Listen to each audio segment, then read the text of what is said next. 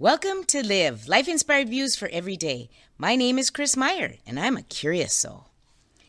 A couple of weeks ago, CBS Sunday Morning aired a segment describing a young 14-year-old boy, Dylan Reeves, who became a hero when he saved a school bus load of fellow students after the driver became incapacitated because of a medical emergency.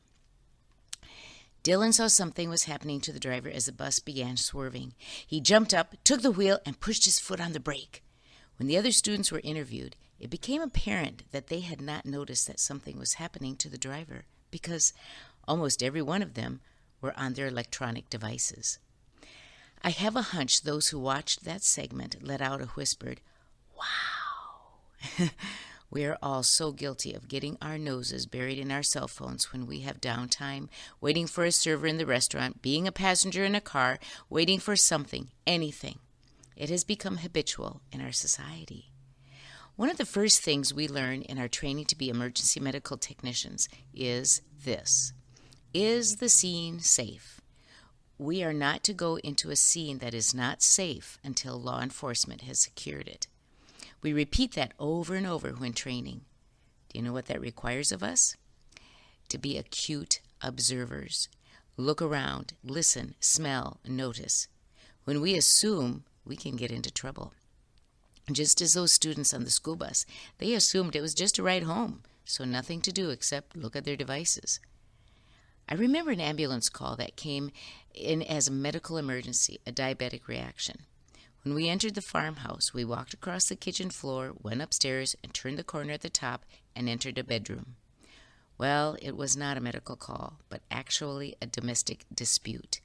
We were so focused on the information about the medical call that we did not notice the broken glass we walked on in the kitchen or the refrigerator door that was torn off. We could have turned into the bedroom at the top of the stairs and experienced a terrible turn of events. Observe, observe, observe. Psychologist Richard Wiseman conducted an experiment where he asked volunteers to watch a 30-second video of two teams playing basketball. He instructed them to count the number of times one of the teams passed the ball. They weren't told that halfway through, someone dressed in a gorilla suit would run out onto the court, beat their chest, and run back. When the experiment was over, only a few spotted the gorilla suit. The rest were so intent on counting the passes that they had missed the visitor. We can become so distracted that we miss what might be very important, but we can observe, and learn to be observant. It takes practice, but if we mentally record what is going on around us, focus on what we see, hear, smell, we can enjoy so much more of the present, as well as be helpful to those in need when we see something or someone that needs our attention.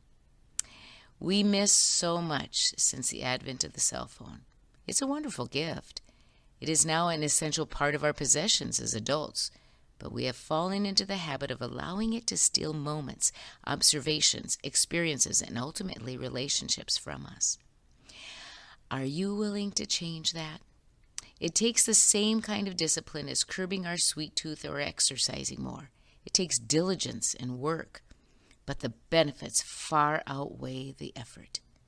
Have you gone into a restaurant and just taken inventory of the couples or families who are sitting waiting for their food and totally absorbed in their cell phones? No conversation going on.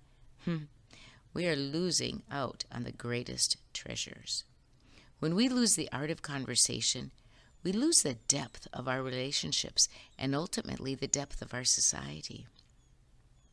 We can already see a shallowness that has invaded our society. We do not challenge ourselves to think because we do not practice the art of lively conversation around topics where opinions can be shared and ideas explored, where curiosity is cultivated and encouraged to discover more information and knowledge. The 14-year-old who stopped the bus wasn't absorbed in his cell phone because his parents didn't allow him to have one yet. I admire them for their tenacity to allow their son the opportunities to develop habits of observation, which leads to curiosity, which leads to confidence. A bit of wisdom for all of us in that story. Cell phones have so much information and connections available, but they are two-dimensional. Let's open our world, our thoughts, and our eyes. This week, on your bathroom mirror, write, "While I'm waiting or with people, I will use more brain cells instead of cell phones." Join me next Monday for Live, life-inspired views for every day. I'm Chris Meyer, and I'm a curious soul.